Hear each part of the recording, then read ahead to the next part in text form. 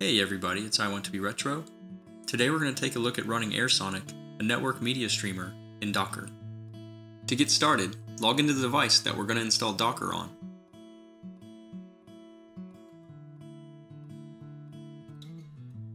First, we'll use apt-install to install a few prerequisite packages required to install Docker. Then we'll add the Docker GPG key and apt repository.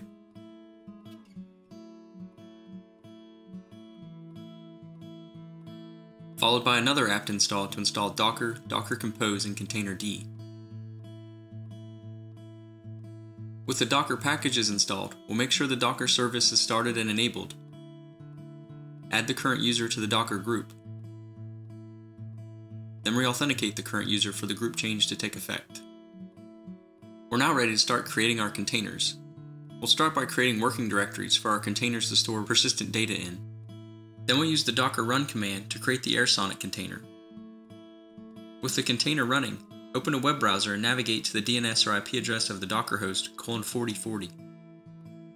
Log in with the username and password admin. Click the Change Administrator Password link. Then scroll down and check the Change Password box. Enter and confirm a new password, then scroll to the bottom and click Save.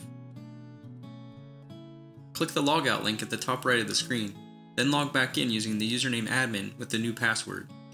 Welcome to AirSonic, running containerized in Docker.